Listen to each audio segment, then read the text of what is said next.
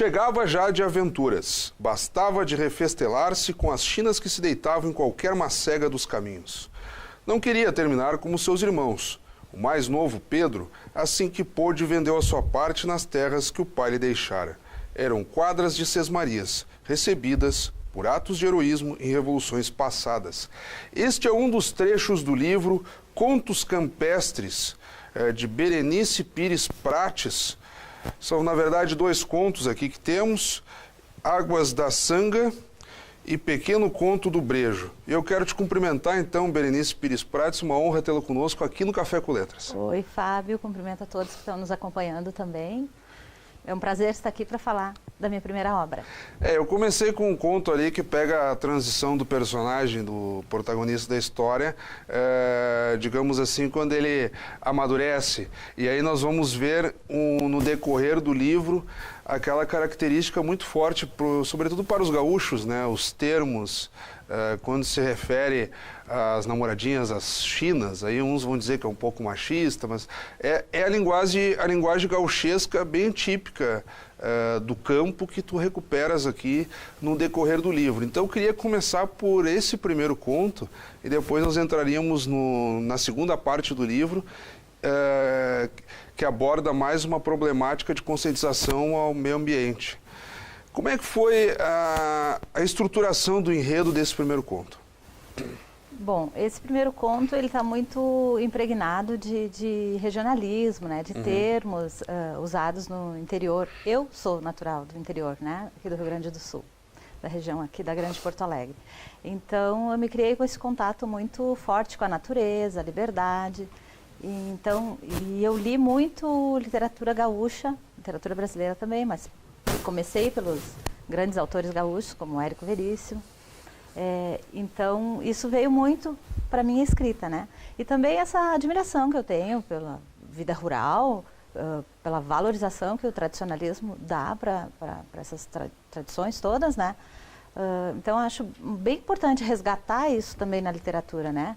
Hoje a gente está com muita coisa sendo escrita, né? A nível mundial, não só Rio Grande do Sul, Brasil, mas existe uma produção editorial muito grande, né? Então, se busca muitas obras, grandes obras, né? Então, a minha é uma pequena obra, entende? Aqui na primeira proposta, eu até estou pegando uma colinha para não me esquecer dos nomes dos personagens. Mas o casal protagonista, que é a Ana de Castilhos e o José Bento, e aí eles têm uma identidade muito grande, e depois o clímax da história, digamos assim, se dá na relação deles com o segundo casal que vem morar na cidade, digamos assim, o doutor Piero, o médico, e a jovem esposa Isabela. Isso. Então esses são os dois casais que dão aquele ponto mais forte, assim. Tem ali um dos trechos do livro, a propósito, envolve uma gravidez, aí é questionado até que ponto medicamentos de ervas naturais poderiam... Pelo que dá a entender na história, a Isabela queria abortar, digamos assim, e usa de ervas e tal. Então até isso tem na história, cultura, aquelas crendices nos efeitos naturais, né? Isso da fitoterapia, né? Eu sou profissional da área da saúde, né? E eu cursei biologia também. Então a questão da natureza, das ervas, dos usos, também estão muito presentes, né, na minha formação, na minha vida, enfim, né? Então eu trago isso muito para a minha escrita, né? Eu acho que foi aí que eu introduzi essa questão, né? Não só pelo gostar do campo, mas por valorizar também, né? E como é que foi constituir essa ambientação toda? Aqui eu começo apresentando 4 dos personagens, depois as pessoas, quando forem se debruçar sobre o conto, perceberão que, por exemplo, entre essas duas mulheres há uma série de divergências, até um ponto de conflito no decorrer da história, e quem ler vai ter que entender exatamente do que estamos falando. Como é que foi fazer essa estruturação identitária dos personagens e aí depois a constituição do enredo em si? Bom, eu posso te dizer que eu sou uma escritora coletora. Eu coleto muitas coisas da minha vivência, né? Das histórias que me contam, né? Histórias antigas. Eu gosto muito dessa coisa antiga, para que não se percam as coisas que já passaram, né? Termos, utensílios, coisas do cotidiano antigo, né? Que a gente traz para a literatura, para que isso não se perca, né? Então, muito de ouvir falar, muito de coisas que as pessoas me falam, que eu vou construindo isso, né? E eu sempre fui muito curiosa pelo comportamento humano, né? E como eu sou fisioterapeuta, tu tens um lado terapeuta mesmo, né? Então, tu analisa muito os comportamentos humanos, né? Então, é daí que tu te abastece para construir os teus dramas, né? Porque o cotidiano é cheio de dramas, né? Então, eu acho que quem presta um pouco atenção no que acontece em volta, vai ter material para construir uma boa história. Eu acho que todos nós podemos ser bons contadores de história. Nós temos uma descrição de ambientes, por exemplo, determinado personagem oriundo dos campos de cima da serra. Isso. Em dado momento, o protagonista da história, ele vai tentar a vida na capital. Há um ambiente aqui muito familiar para as pessoas que vivem no cenário do Rio Grande do Sul. Isso. Mas há uma escolha de tempo, de período. E o período que te interessa basicamente na constituição dessa história é o pós-Segunda Guerra, pegando até meados dos anos 60, isso, por aí. Por que a escolha desse período? Porque eu acho que é um período rico, né? E porque também essa minha admiração ao nosso passado, né? E essa e também para frisar que aqui não houve sinais da guerra, né? Aqui para nós no Rio Grande do Sul, né? Nós estávamos a salvo, entre aspas, né? Então a vida no interior na verdade foi mais uma contextualização, né? Mas a contextualização, porque não chega a ter um grande efeito, digamos assim, só uma contextualização do cenário, digamos assim, né?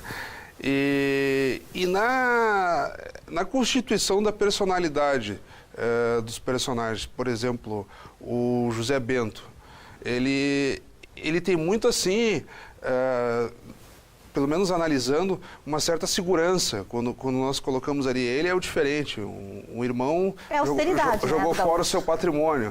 Ele não, ele vai seguir, tentar ter filhos. Outra coisa, é colocado que ele tem cinco filhos varões. Varões, então chega a ser aquela... é que tem o varões, a gente diz, e os castelhanos falam o filho... Barão, não, barão, acho que é por isso que eu falei os barões. Então tem uma ênfase muito grande ele ter cinco filhos que, digamos assim, vão dar aquela continuidade do sobrenome, como se fala. Isso, dá para perceber o orgulho, né? Aquela perspectiva bem conservadora, assim. Foi essa a intenção de colocar na história? Eu tentei legitimar ao máximo, né, essa imagem que eu tenho e a imagem que a gente tem, né, do gaúcho, que ele valora. A família é um patrimônio, né? Quanto mais filhos homens, melhor.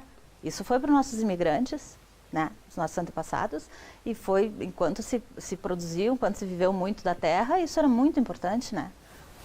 Quanto mais filhos homens, melhor, né? Para trabalhar, para continuar teu patrimônio. Mas digamos, tem que ter a mulher também. Se tivesse Óbvio, essa não é uma visão minha, isso é um enfoque que eu dei, né? Óbvio, claro. Né? Claro. E um outro ponto que eu gostaria de pegar contigo, a utilização de termos que mesmo quem não vive no cenário interiorano, digamos assim, que já está na cidade, e aqui é muito enfatizado isso, aquele êxodo rural, e quando nós falamos cidades, não necessariamente é a capital, é o ambiente urbano, basicamente. As pessoas conservam aqueles termos, né? Pegando aqui o cenário caxiense, é muito comum você ouvir o talhã, termos esparsos da própria cultura italiana no dia a dia da cidade, pessoas que arriscam alguns breves diálogos. E aqui tu pega as pessoas já no cenário urbano, muitas vezes dizendo... Repetindo, né? Que viu da nona, que viu do nono. Como é que foi a pesquisa para chegar nesses termos aí? Na verdade, não houve uma pesquisa formal, houve pesquisa das minhas vivências mesmo, né? Que nem eu te disse, eu vivo há 30 anos em Caxias, mas a minha origem é interior do Rio Grande do Sul, né? Eu não nasci na Serra, entende? Então, que nem tu falas, é Campos de Cima da Serra, mas também dá uns ares de campanha lá, porque estância, onde estavam as estâncias, né? Na área de campanha. As grandes extensões de terra, né? Isso. Então, falar das terras de Sesmarias, porque eu ouvi isso dos meus antepassados, entende? Então, é que nem eu te digo, eu transcrevo muito do que eu ouvi, do que eu aprendi, do que eu li, entende? A criatividade, o universo criativo de um autor, é assim que funciona, né? De repente, uma historieta que tu ouviu de uma família que tu nem conheceu, mas vai nossa, isso dá um belo conto. E é possível fazer, e aí nós vamos cometer uma inconfidência para quem está nos acompanhando, fazer uma divisão entre a ficção e o que foi inspirado na tua trajetória pessoal. Daqui a pouco, algum episódio de infância ou mais recente que está ali incorporado algum personagem ou algum episódio do livro. Quando tu pegas o teu próprio livro hoje para ler, tu consegues ter essa identificação? Associação? É. Olha, não tem nenhum relato biográfico, se é isso que tu quer saber. Mas, com certeza, algumas coisas eu vi de histórias de meus familiares, né? Porque a gente ouve muita coisa, né? A gente fica chocado às vezes. Nossa, mas isso era costume? Vou te dar um exemplo. A gente tirava uma foto da pessoa depois que morria, né? E depois embrulhava num papel preto e guardava em uma caixa. E quando tu ia olhar as tuas fotos de família, tu dava com aquela foto, né? A gente acha uma coisa fúnebre, é uma coisa fúnebre, né? Mas uma coisa negativa, mas para eles era importante ter aquela lembrança. Isso é uma coisa assim, parece banal, mas não é. Claro. Sim. Uma coisa que aconteceu. A própria imprensa revisou um pouco isso, né? Porque havia, quando tu falas, o interesse de ter o retrato, muitos falavam o boneco do presunto, que é aquele termo bem grosseiro, assim, mas era o boneco do cadáver, realmente. O grande lance era o fotógrafo ser um dos primeiros a chegar e pegar ali, loco, o rosto do morto, né? E aí saía no jornal aquelas coisas que... Hoje se chama foto 3x4, mas era na linguagem jornalística, a foto é o boneco, né? Quando sai aquele retratinho, assim, de ombro e tal. Mas está aí, né? Tem os registros, né? Sim, pois é, que nem eu te disse, foi tudo muito inspirado, não tem nada biográfico, né? Óbvio que eu não vivenciei nada disso, né? Sim. Porque em 1945 faltava um bocado eu não digo no espaço de tempo, mas eu digo uma adaptação e tal, né? Inspiração, eu tiro muita inspiração do cotidiano, remeti algumas, porque daí o primeiro tem uma característica meio novelesca, né? Uhum. Acho que uma outra jornalista me falou isso, né? Ela disse que fica mais, acho que no Pioneiro saiu. Mas uma novela, né, de tão grande o conto, porque o conto ele tem uma característica de ser curto, né? O meu primeiro conto é bem longo. Mas aí que está o detalhe, tu chegas a conduzir até exatamente, de uma forma um pouco mais romanceada, mas talvez ele fique um pouco mais longo pela preocupação de caracterização, né? É muito descritivo, né? Um ponto que eu achei interessante exatamente do processo criativo é a economia em adjetivos e um esforço maior de descrever. Porque é muito simples tu chegar e dizer assim, o sujeito é bonito, ou o sujeito é antipático. Mas tu descreveres todo o contexto e a personalidade de modo que as pessoas cheguem à conclusão do que realmente é muito mais interessante e aprazível de ler do que só pegar um adjetivo que esgota digamos, a abstração de quem está lendo, né? De ficar imaginando, né? Sim, porque pelo conduzir-se do primeiro conto, ele bem daria para ser uma novela, alguma coisa com atores mesmo, né? Tu transformar isso num alguma coisa, não digo televisiva, mas numa peça, né? Alguma coisa assim. Eu estou cercando aqui no sentido de nós tentarmos descrever como é que é a construção da história, mas alguns autores até já reclamaram quando eu chego a dizer o que acontece e tal. Então, em síntese, o que tu achas que é possível antecipar para quem está nos acompanhando do desenrolar da história sem entregar o final? Desse primeiro conto, pelo menos. Olha, o primeiro conto tem como protagonista Ana, e é inclusive uma homenagem à Ana Terra, né, do Érico Veríssimo. Que aqui é Ana de Castilhos. Isso, Castilhos, porque o Júlio de Castilhos é aparentado do meu esposo. Ah, então, é verdade? Um tipo de homenagem, né? Ah, que Ele legal. era Júlio Prates de Castilhos, né? Exatamente, Júlio Prates de Castilhos. Isso aí. Patriarca da República do Rio Grande do Sul. E tal. Pô. Isso. Então, foi duas homenagens reunidas no nome dela, né? E Bento pelo nosso Bento Gonçalves, fala por si só, né? Esse nome já foi repetido por outros autores e eu acho que vai continuar sendo repetido na dramaturgia, tanto gaúcha quanto brasileira, né? Então aí os personagens, cada um com a sua identidade, né? E a moral da história, basicamente, é mostrar o drama dos convívios familiares também, né? Isso, conflitos que surgem nessas relações e tal, a influência do ambiente no comportamento das pessoas. Basicamente, ali é uma breve história do contexto rio-grandense mesmo, né? O comportamento humano, né? Tá ali sempre as diferentes nuances, né? De como um sente as coisas, como o outro reage, né? E um outro fator que eu gostaria de pegar, o termo indiada é utilizado no decorrer do livro também. Ou seja, aquele programa em que a pessoa, por um motivo ou outro, tem grande expectativa e acaba sendo muito ruim, ou que... Não, ali é bem Gaudério. Bem Gaudério, né? Bem Gaudério. Indiada como aquelas pessoas que... remanescentes de índios, de bugres mesmo, né? Sim, mas o indiado hoje em dia no contexto urbano é o seguinte, o sujeito não está afim de ir para alguma atividade... Porque vai ser desagradável. Porque vai ser desagradável, então vai ser uma indiada. Ou não é essa indiada. Tem grande expectativa e termina se tornando uma indiada. É um programa de índio, é a mesma coisa, programa de índio. Isso. Como é que foi pensar nisso? Porque chega a ser até um pouco engraçado agora, infelizmente eu não cheguei a demarcar o trecho ali em que esse termo é empregado. A propósito, já tens algum retorno nesse sentido do emprego dessas terminologias ou das pessoas que até acharam engraçado em algum momento da história? Na verdade, como o livro foi lançado oficialmente recentemente, bem recente, ontem, ao público, eu não tenho ainda esse feedback das pessoas, né? Claro. Existem pessoas que começaram a ler e começam a postar na página do livro, né? Leitura envolvente, me lembrei do meu avô, me lembrei das coisas que eles falavam. Isso é muito interessante, né? Remeter às lembranças das pessoas. Bom, como nós sempre fizemos aqui no Café com Letras, nós ainda temos o segundo e último conto do livro para tratarmos. Mas eu vou dar um intervalo na abordagem aqui da obra Contos Campestres, de Berenice Pires Prats, que nos brinda com a sua presença aqui no Café com Letras, para chamar as dicas do autor. Roda a vinheta aí.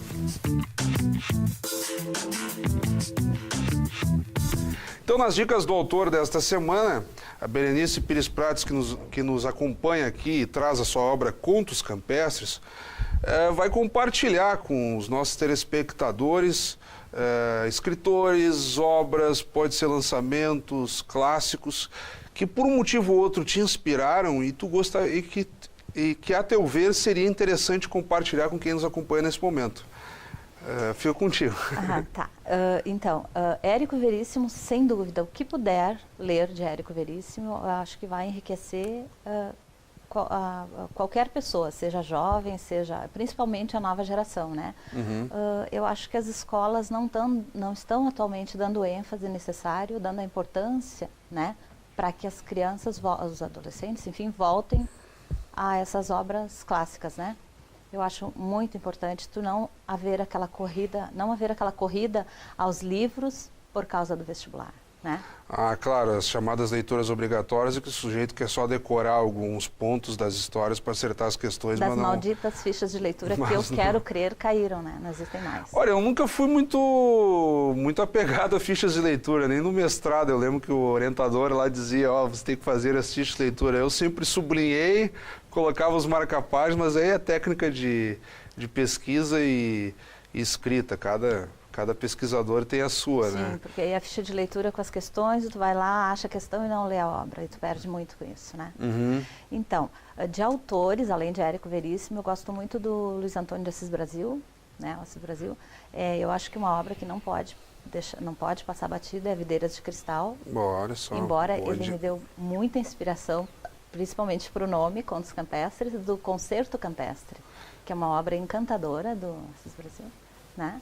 E a gente não pode também esquecer os grandes autores brasileiros, Jorge Amado, Machado de Assis é um ícone, né?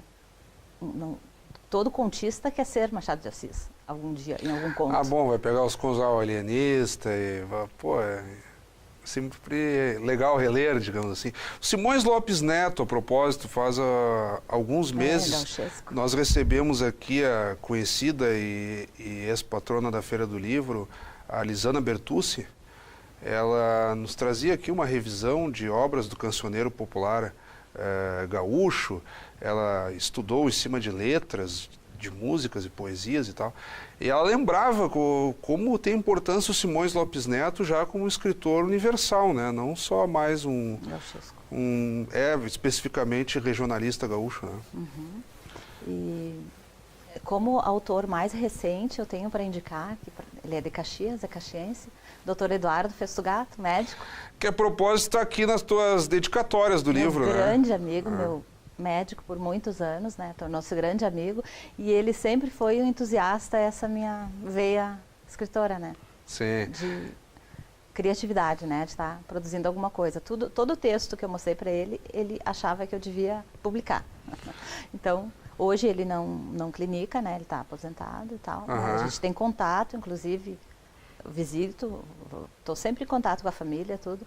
Sou grande fã dele. Então, o que encontrar em Caxias de romance, ele escreveu muitos livros, alguns fazendo um link entre a medicina e as vivências dele. Ele também é um naturalista que nem eu.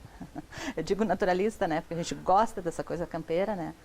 Apesar de sermos urbanos, tá? Com as raízes aqui na cidade. O médico que tem aqui no livro, que é o casal, digamos assim, amigo Jovens, do casal principal da história, que era o José Bento a Isabela é a esposa do médico. A Ana de Castilhos. E a Ana de Castilhos do José Bento. A propósito disso, o médico que faz o dueto se eu puder usar esse termo, com a Isabela, ele é apresentado também como médico naturalista, né? Uhum, isso. Mas que eu te digo, aí se mescla toda essa coisa de eu ser uma pessoa da área da saúde, né? De eu gostar muito de natureza, de eu valorizar muito essa questão das ervas, da cultura, né? Então, isso foi presente, foi dar nisso que deu aí. Tá, mas como nós estamos chegando na reta final do programa e nós acabamos nos estendendo e não entramos no segundo conto. O segundo conto, ele tem um propósito mais de uma fábula. Eu até achei interessante que ele poderia servir, inclusive, para fazer aquela chamada contação de histórias junto ao público infanto-juvenil. Pode ser. Tu tentas dar uma certa humanização a alguns animais, no sentido de chamar atenção para a preservação da natureza. Num espaço degradado, animais como rãs, enfim, surgem tratados de uma forma com uma concepção humana. E aí, claro, depois as pessoas vão ver o final, o chamado final feliz, mas a tentativa é mostrar como a valorização da natureza e o trabalho em grupo é possível fazer com que se recupere aquilo que está degradado. É uma guinada bem diferente da primeira parte do livro. Sim. Né? A única coisa em comum é que são em ambientes naturais, né? Em rural. Nessa fábula, a degeneração que tu fala do ambiente, existe também uma transferência disso para o nosso cotidiano, né? Para a nossa situação atual, entende? Não passa só pela natureza, passa por outras degenerações, por outras áreas, né?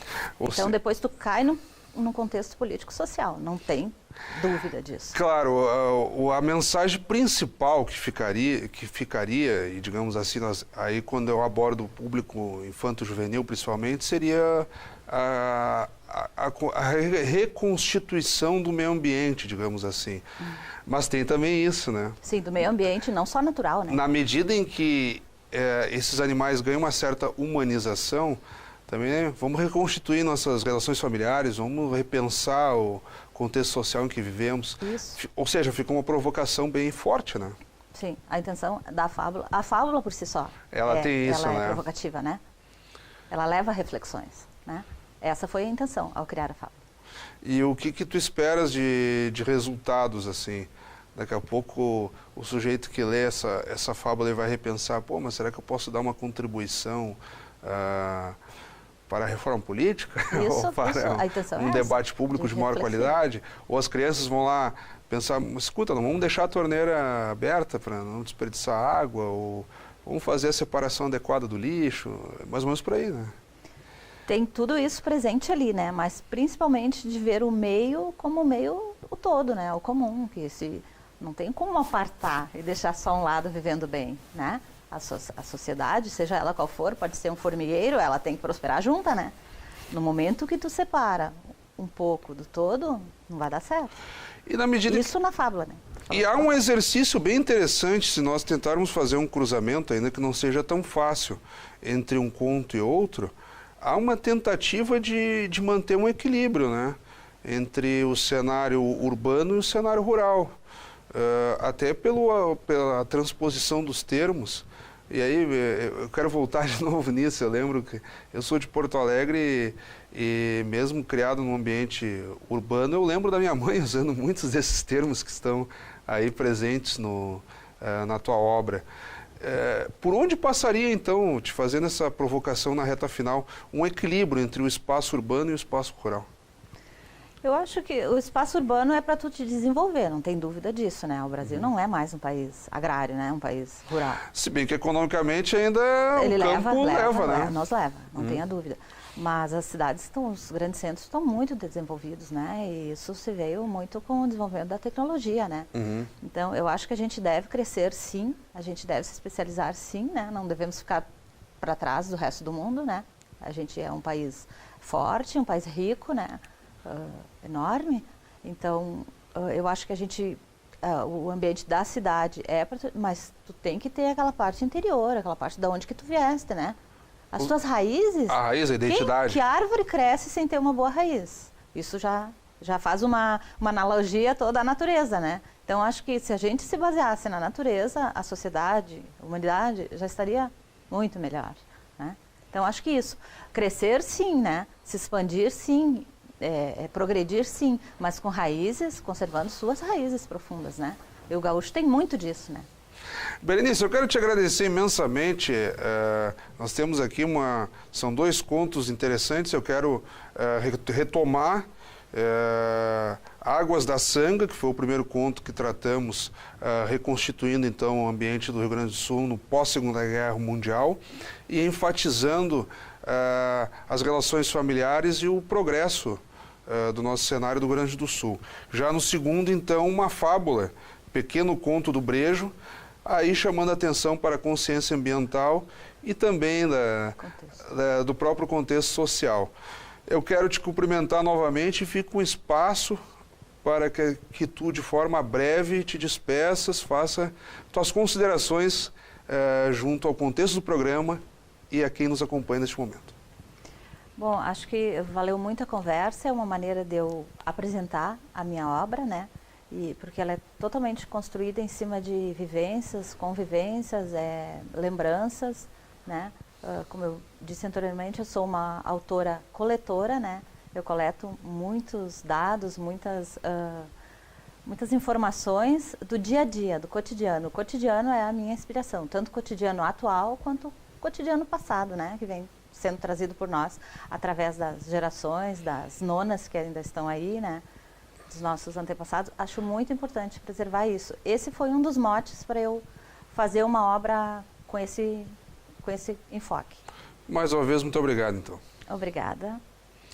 Acabamos de conversar, então, com Berenice Pires Prates, ela que nos brindou com a obra Contos Campestres, livro recentemente lançado aqui em Caxias do Sul. Então fica essa dica de leitura desta obra que foi o tema do Café com Letras desta semana.